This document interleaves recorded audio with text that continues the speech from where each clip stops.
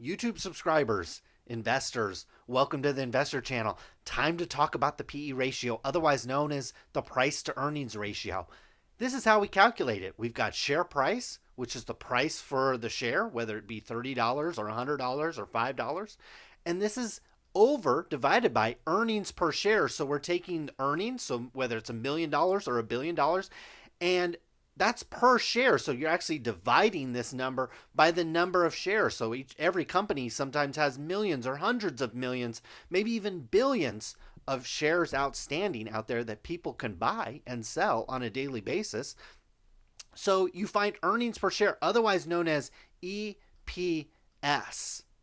And that equals the price to earnings ratio, or essentially for every dollar you're paying for a share price, you're getting X amount in earnings. So let's take a look at this in a real context, because I think that's really what you want to watch from this video. Anybody can show you this formula, and with a little bit of practice, you could figure out. But what the heck, Matt? What the heck does it mean to have a high P ratio or a low P ratio? Should you only buy low P ratio companies? Should you only buy companies with high P ratio companies? So we'll answer that question, kind of going through real context, real companies here. So let's first look at Amazon.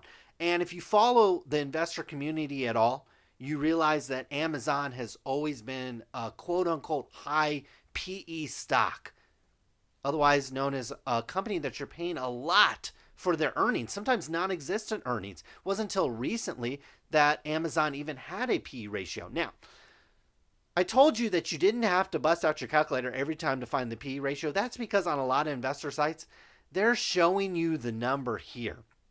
And this is Seeking Alpha. You can go to E-Trade or Yahoo Finance or Morningstar. Just about any of these sites will have the PE. Now, one thing you might take note of is this is FWD, and you can imagine that likely means forward. And that's exactly what it means. We also have EPS forward up here. What this is analyst estimates of what the EPS. So first we've got the EPS. We've got analyst estimates are that Amazon will earn $19.91 next year, earnings per share. And they will and that will extrapolate out to a forward PE based on today's stock price of 85. Okay, Amazon used to be a lot higher than this. They used to not even have a PE ratio. They used to lose money for a decade. Actually, they've lost money. Well, until recently, Amazon has started to earn money, and this PE ratio has 85 is still high, and I'll show you in a little bit why this is considered high compared to other companies. But first of all, let's look at this 5-year chart. Let's take a step back. Okay, here's a 5-year chart of Amazon right here. Okay, back in January of 2014, shares were at $400. Look where they are at today, $1,600. Okay, so this is back when Amazon didn't make any money. So clearly, people will bid up stocks even when there's no PE or it's an astronomically high PE. So first myth that we're going to debunk today, that avoiding high PE stocks is likely not a great investment idea. Okay, because here's one of the best performing stocks over the last decade, maybe even over the last 20 years, Amazon. And if you avoided it because it had a high PE ratio, that's a problem, because you just missed a fortune of money making opportunities here just over the last 5 years. We could spread this out to 10 years. We can spread this out to the max, and you can see, oh, look at Amazon back in 2002, $11 a share. I bet their PE ratio is pretty high back then. Okay. Do you want to load your if you have a $10,000 portfolio, do you want $9,000 of that being in high PE, high risk companies? Maybe, maybe not. If you're 65, 70 years old, absolutely not. If you're 13, 14, 15 years old, just starting out investing, I don't know. Might be a good idea to buy companies, that are going to go from $14 to $1,600 a share over, the course of your young youth. Let's contrast this with AT&T. Another long, great company, another company I have in my portfolio. Look at the PE ratio here, 8. Okay, much lower. Okay, again, Amazon, 80 PE. Okay, look at the stock chart. Unbelievable. Okay, look at this PE, 8. Look at the 10-year chart. In 2009, AT&T was worth $27. What is it worth today? 30. Now, you have collected, kind of going off topic here, you have collected a dividend for AT&T. I don't think that's included in this price to earnings ratio. In fact, we know it's not. But the one point I did want to make is this is forward. So these are analyst estimates. So we're looking forward. This is the price to earnings ratio if AT&T makes $3.49 per share next year. This is the price, and this is based on today's price. There's also something called TTM EPS, which is trailing 12 months. So if you're in December, it's basically looking back throughout the last 12 months of EPS and price to earnings ratio calculated off that. You might wonder, okay, what's the difference? Should I use trailing 12 months or should I look forward and look for forward estimates? For me, it depends on how accurate you think these analysts are going to be. If you think these analysts are accurate, AT&T's not going to have too many bumps in the road, maybe in Washington with the president, or getting sued, or running into debt problems, whatever problems you think AT&T might have. If you think, well, I think it's going to be a year that's going to be easily predictable, these high-priced analysts are going to be able to accurately, within a certain degree of, accuracy here, predict EPS and then predict the forward earnings per share. Then maybe maybe you can look forward. Trailing 12 months, I would say, again, you're looking backwards, and is AT&T going to perform the same over the next 12 months or maybe 24 months or 2-3 years as they have the last 12 months? It's hard to say. I typically look for this forward number because I kind of want to see where the street and kind of analysts are predicting where these companies will be over the next 12 months or so, and kind of guide my investing practice through this. But that's just to give you an idea. When you see there's two different types of PE, which one you should choose, I think it depends on the situation you're trying to analyze. Are you trying to analyze historically, is Amazon an expensive stock right now? Well, then you might look backwards at trailing 12 months. Are you looking, say, comparing Amazon's next 12 months to, say, Apple's next 12 months? You might say, well, Amazon's forward PE is 85, Apple's forward PE is 13. And so you might do comparisons that way as well. So here we are on Apple. Again, one of the largest companies in the world. We'll look at their 10-year chart. Pretty incredible to believe, but I think this is split adjusted.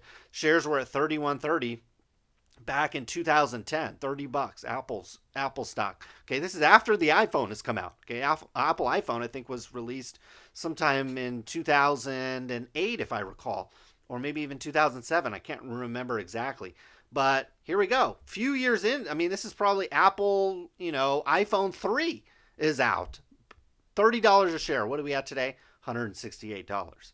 I will say that for the most part, Apple's PE and forward PE has remained in this range, in part because they have a fairly diverse business. And even they have, growing iPhone sales. Those are device sales. Whereas Amazon, far different company, and is playing in a couple more different sandboxes than even Apple is.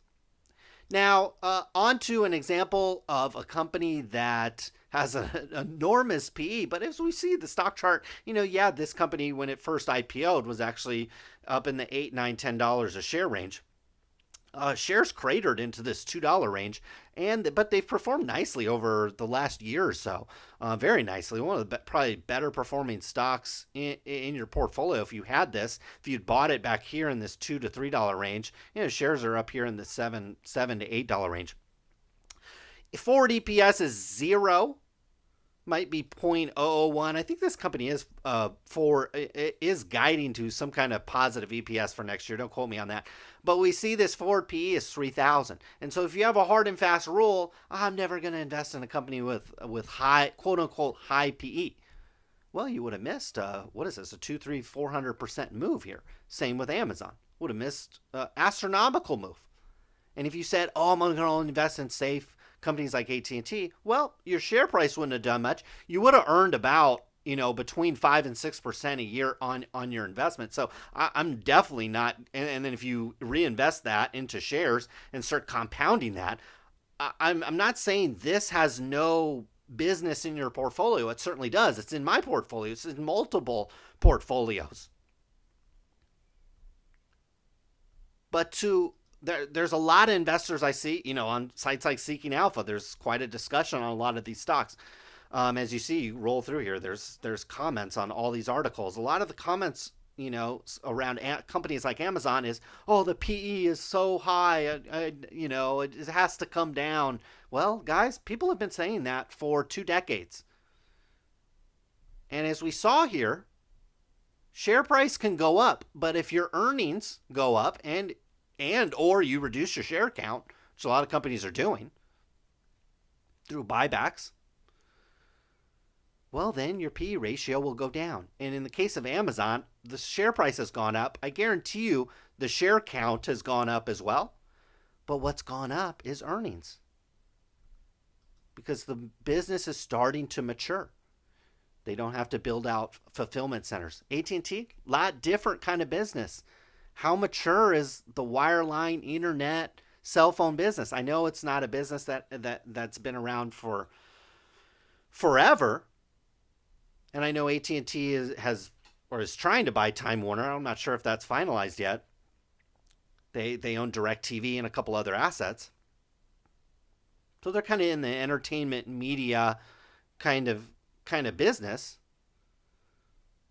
But as we've seen, stock flat, PE low, PE high. What does that mean here? So let's just compare and contrast AT&T. AT&T, like I just said, steady business. Okay?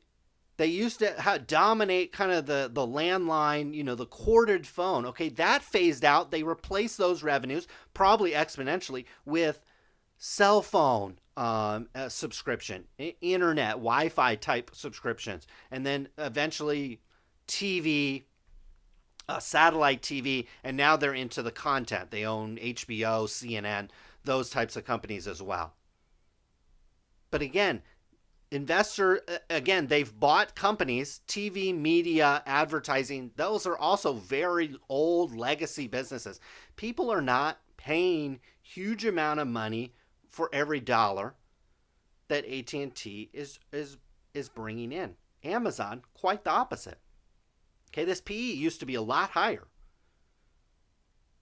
But as we've seen, the share price was also a lot lower at that time.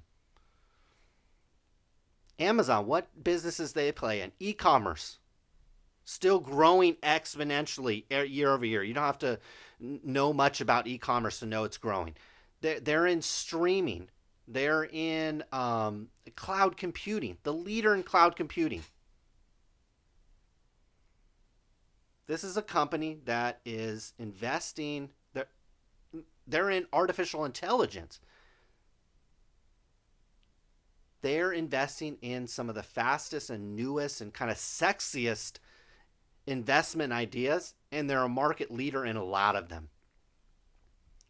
So it gets investors excited, gets their attention. What investors are expecting is this number, earnings, to grow. Okay? This number starts growing, it often takes care of everything else. Investors with AT&T not expecting big earnings jumps. Yes, consistently year over year, is AT&T churning out a little bit more money, Yes, they are. But they're not in cloud computing. They're not in these fast-growing, hyper-growth businesses like Amazon is. Apple's kind of the same way as AT&T. This is why Apple forward PE is 13. Relatively modest, as we'll find here in a minute. That's because while they dominate the cell phone space, it has gotten a little saturated.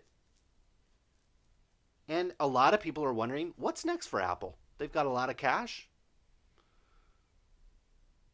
And that's where this price to earnings ratio, little bit different from, in my opinion, for a company like Apple. Just knowing what I know, and this is why, as I go through this video, I want you to understand. Well, we're going to debunk a myth number 2 here. Myth number 2 is it doesn't. Don't just invest on PE ratio alone, okay? Because with a company like Apple, you might say, wow, 13 ratio, investors aren't really excited about the earnings. They're not paying, as much as Amazon, or we could pull up Netflix or Tesla or any of these kind of high-flying companies here that have astronomical PEs. Apple is right in the middle of the pack, or maybe even below. But we know it's one of the world's richest companies, okay? They have a ton of cash. Okay, this PE ratio doesn't really factor in the balance sheet. Apple could buy most of these other companies almost outright with cash, not necessarily Amazon, but maybe AT&T, $200 billion. I think that's about what they have. They might even have more than that. Okay, let alone some of these micro cap companies, 100 million. Apple could buy a lot of companies just outright with cash. They could buy some really fast growing companies. They could buy Netflix. They could buy Disney. They could buy, a lot of different companies. They could buy Nike. It doesn't really matter. But they could turn this PE ratio on its head. That's why you can't necessarily just say, oh, Apple's PE ratio is low. It has no business in my portfolio. Just the same as saying, oh, Amazon's PE ratio is high. It has no business in my portfolio. That's not what an investor does. They don't just look at one number and make a decision. Okay, it should play a factor into your overall investing goals. Okay, if you have a portfolio, there's absolutely room for companies like AT&T that pay a 6% dividend at 8 times earnings. You're getting 6% on your money and you're not paying a whole lot for it. Okay, that's what AT&T represents. Do you want it to be 100% of your portfolio? Do you want it to be the bulk of your portfolio? To me, that depends on your risk tolerance and your age. Apple, 13 times earning. Well, getting just keeping up with inflation here, a 1.6% yield forward. Should this be the bulk of your portfolio? Obviously, if it has been over the last 10 years, you're probably sitting pretty nice. Okay, you're probably glad about that decision. But I mean, as many stocks have gone like this, a lot of them gone the other way as well. But this absolutely has room in your portfolio. Does Amazon at 85 times forward earnings and no dividend? Does this have a role in your portfolio? And a stock that's up thousands of percent over the last 10 years? Does this have room in your portfolio? For sure. Does it have room to be the number one holding in your portfolio? That's something you probably want to judge your risk level again very carefully, depending on your age and how much you're willing to risk whatever money you have in here. Okay, obviously it's $1,600 a share. You start getting 5, 6, 7 shares of this company, and for most people, that's a big, big, big chunk of their portfolio. Okay, so you have to weigh all. Now I'm starting to give you kind of idea what the things you've got to weigh, not just PE, but what percentage will this be in your portfolio? If you've got a $10,000 portfolio and you buy one share of Amazon, well, it's already 16% of your portfolio. So there's 16% wrapped up in a pretty high PE company. You might think about balancing that with some more relatively priced companies in terms of earnings. I think that'd be a prudent thing to do. And then you've got micro cap companies, which you've got to be selective on when you buy them. But as you can see, you selectively buy, relatively strong micro cap companies, and they can perform very well for you. Now, what I want to do is this is something else I really like to do with PE ratio, is, okay, here's a snapshot. This is forward P. This is snapshot over the next 12 months. Trailing 12 months PE ratio, we don't have that necessarily here. It could be that you can come to some of these other parts on here on Seeking Alpha or Morningstar and might be able to find trailing 12 months. This is a snapshot in time, just over the last couple months. What I sometimes often do is there's a couple different sites that do this. And this is a site called Macro Trends. I don't have anything to do with this website, just that their data is free and it's useful. This is what I want to show you, and I find this to be incredibly valuable. Here is a historical look. This is Nike. So we're looking at Nike PE ratio from basically the last 12 years. This is showing you, what do investors pay for Nike year after year after year? You see here, and I'm gonna tell you, this is a real life example for me. I started buying Nike, let's see, it was somewhere in here, I think. I really like Nike when the price to earnings is around 20, preferably less than 20. To me, as you can see, Nike has a long track record of growing this EPS. Now it's taken a dip here. Could be for a number of reasons. Maybe they've increased their share count, or maybe just EPS is down a little bit. But as we can see, the price earning ratio has jumped accordingly because this number has dipped, and this number, as we can see, has risen considerably. Now the price earnings is 60. We see how out of whack this is to the rest of this. Now, am I predicting Nike stock to decline? We've seen it's actually declined a little bit here over the last, I'd say the last 6 months or so. Am I predicting this keeps going down? Not necessarily. But would I be a buyer of Nike when we've seen, look at this track record of this price earnings ratio, especially it's a really strong trend when you're looking here from 2012 or so all the way for 5 years. This stock traded in a pretty tight range for price earnings ratio, and then it just popped for no super really good reason, okay, other than the outlook does remain strong for Nike. Okay, would I sell Nike short up here? Would I sell all my shares? I don't know. Again, that depends on how old you are, what's your risk tolerance level, what you're going to use the money for, things like that. Okay, I don't have any use for my Nike share money, and it does produce a dividend, so I'm just going to hold it through this period. But am I going to acquire shares up here? No, probably not. We're paying 60 times earnings up here, okay? For the last 10 years, I could have got it numerous times under 20 times earnings. And look at this. We've got EPS growing. Look at the share price growing. So this is really, for me, this is something I really use. I don't just like to look at PE ratio and say, oh, that's too high. Oh, that's too low. Oh, that's just right, okay? No, what I like to do is say, hey, what is it for this company over a long period of time? Okay, and this is a really, really fun thing to do. Really what I like to do, and probably a lot of you people listening out there, is if you're trading stocks, who cares about the PE ratio? Okay, you're really going on supply and demand. Who cares about all the ratios and all this other stuff? There's a lot of other charts you should be looking at than PE ratio.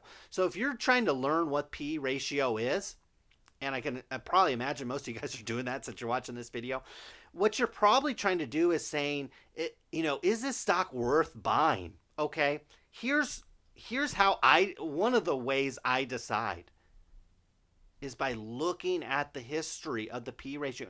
And like right now, do I want to buy more Nike shares? Of course. I think it's a great company. I think this EPS is going to keep tracking upwards. I think they have some of the best marketing ever. I mean, that Colin Kaepernick ad, whether you agree with he should kneel or not, I don't care. Everybody knows what ad I am talking about right now. How many other companies can you think of off the top of your head that have ads that you can just remember right off the top of your head? Nike is one of them, and they do it year after year, time after time, with different athletes, different situations. And so I love this company. But am I going to pay 60 times earnings when for the last 10 years you could pay under 20 times, numerous times? No, I'm not. So this is a great, great way to find an entry price. I think that was my main point here is, should I buy shares at 30 or should I wait till it comes down a little bit? Here's one indication of where you could see, should I've even had people email me and get at me on Twitter. Should I buy Nike now? Because a lot of people know I really like this stock. And I keep telling them, I think it's a great company, but I think you should wait. Share price is high. I don't really care what the share price could be 7,000. If it's worth it to me to buy it, I'll come up with the money and I'll buy a share. But it's really this earnings per share. I've got to pay 50, 60 times when just a couple years ago I could pay 3 times less. So just don't think it. Now, if the trend is going to be up here in 60 times, then maybe we'll have to pony up some money here. But I'll just keep holding these shares and the dividend will keep reinvesting. Here's another thing you can use. This site is called FinViz. Again, no affiliation. This is going to show you each sector, kind of the main sector. So financial, consumer good, basic materials, utilities, and on down. And it's giving you kind of a forward PE and kind of, I'm assuming this is trailing 12 months PE. And it's giving you an idea in the sector. So let's just take this bank, for example, the financials. And maybe, Bank of America and Wells Fargo and these kind of mainstream banks probably trade pretty darn close to this forward P. Well, maybe you've got a different kind of financial like Lending Club or PayPal or, Visa or MasterCard or some of these kind of almost like a hybrid financial company. And maybe their P is a lot higher. That can give you, some insight one way or another. Again, I'm not saying, I guarantee you PayPal's PE and Visa's PE are a lot higher than that. Those are 2 companies I own. Okay, I didn't look at their PE ratio when I bought the companies. Okay, but this can kind of give you a general idea. Look at technology, 17 times. Where's Apple? 13 times. Okay, I'll let you decide if Apple is better than 17 times. Look at the 20 times here. Okay. But you'll see, basic materials 11 times. This is kind of probably your steel makers, your, your lumber guys. I mean, you probably click on it and there you go. Yeah, Alcoa, companies like that. So this gives you an idea on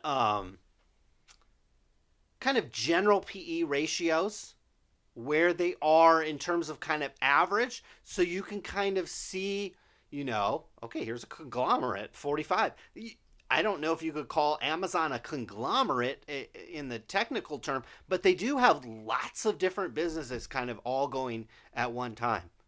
Not all of them are related that much, okay? I mean, I know cloud computing helps their site, but, when somebody's buying their toilet paper on Amazon, are they really thinking about cloud computing? Probably not.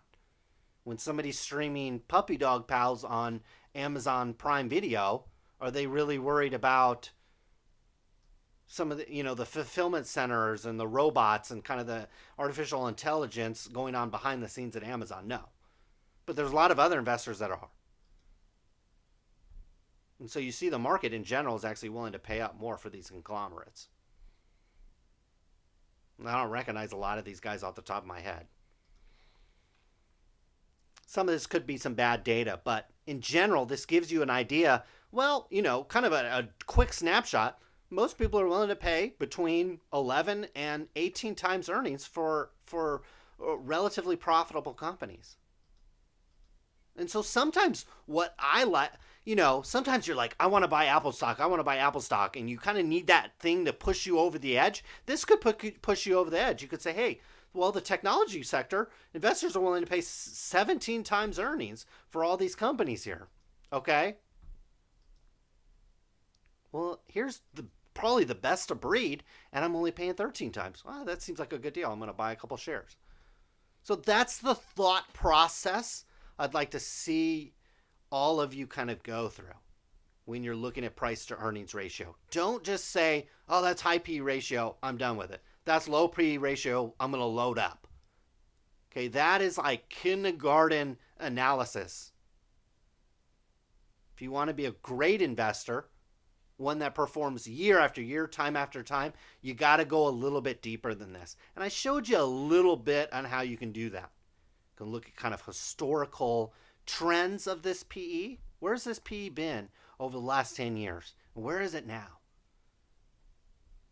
What is this PE in relation to other companies, other markets? You can also do a one-on-one comparison. So you can take Apple and pin it against Microsoft. I don't know if that's a great comparison. Or you can take Amazon and compare it to Microsoft. You can take, probably a better thing is take AT&T and compare it to Verizon. Almost identical companies. Okay, I know that AT&T's diversified a little bit into some other areas, but Verizon's right there too. Look what you're paying here. 4 times and you're earning 4.5%. Look at AT&T. 8 times, 6.5%. Now, that right there should, for most investors, bring up a kindergarten analysis would be, I want to invest in Verizon or AT&T. Well, Verizon is 12 times and a 4% yield, and AT&T's 8 times and 6% yield, so better yield, cheaper earnings per share. I'm going to buy AT&T. That's kindergarten analysis. Because the market is telling you, I'm willing to pay, and by I mean the market is willing to pay more for a company, more for this company's earnings, which are almost identical to this one's, and the yield is less. So I'm going to earn 4% on my money versus 6. Okay, you're going to double your money almost every 11 years here? X inflation out here, and you're at 2%. Okay, not a very impressive, it's going to take a while for you to just double your money on yield. But why are investors willing to pay more here for a company that yields less when here's a company that's almost identical, willing to pay 8 times and 6? I'll tell you just off the top of my head, both these companies have a lot of debt. AT&T in particular has a lot of debt. Lot of debt. Okay, Verizon does too. So that's something you want to dig into. Don't just say, "Oh, well, shoot, AT&T's cheaper and it yields higher. I'm gonna buy AT&T." That's some kindergarten analysis. You really need to also look at how Amazon or Verizon stock has performed, okay, versus AT&T's. AT&T's been, we've had some peaks and valleys here, but it's about the same. Verizon has steadily churned up, okay. Better idea, I think, is owning them both. Okay, I actually own both these companies. Not trying to give you investing advice here, but this isn't a football game. That's probably my last advice here before we wrap this video game up. Investing is not rooting for a football team or a basketball team. Okay, it's not AT&T versus Verizon. Don't let your personal, and I often see this with like Amazon and Apple. People that are Android users hate Apple and won't invest in it. People that don't like shopping on Amazon won't buy the shares. Or they had a bad experience buying on Amazon.com and then they won't buy the shares. Guys, this isn't a football game. This isn't rooting for the LA Lakers or the LA Clippers or the San Francisco Giants and the LA Dodgers. This isn't sports, okay? It's okay to own a little bit of AT&T, a little bit of Verizon. It's okay to own a little bit of Amazon and a little bit of Microsoft. It's okay to own a little bit of Apple and a little bit of Samsung. It's okay to own a little bit of Chevron and a little bit of ConocoPhillips. It's okay to own Wells Fargo and Bank of America and Goldman Sachs and Morgan Stanley and whoever else you want to invest in. It's not a football game. It's not a competition. Okay, do these companies compete? Absolutely. But can they both win? Absolutely. Of course. We've seen it. Max. Okay. How long has this company been around? A long time.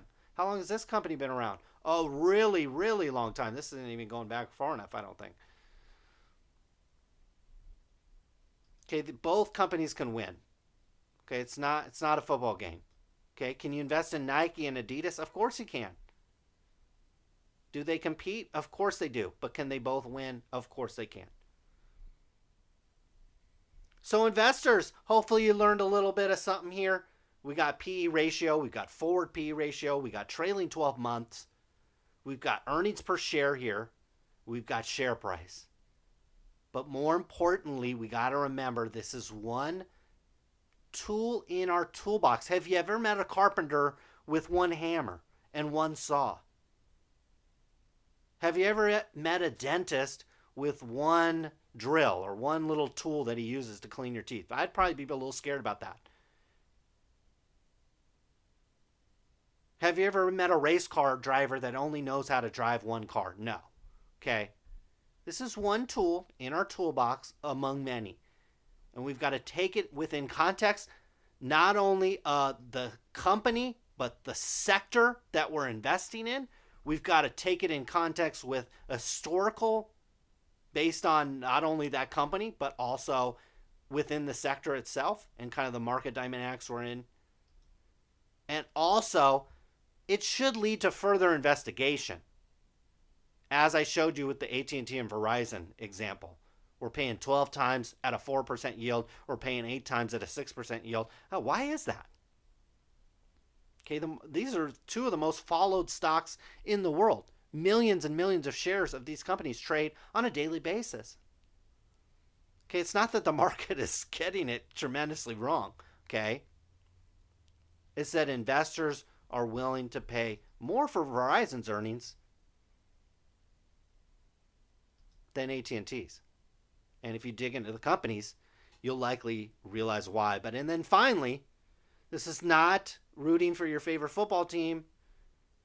This is not like a competition between these two companies inside your own portfolio. They both can perform relatively well inside your portfolio if you give them the opportunity to do that and if you find fit.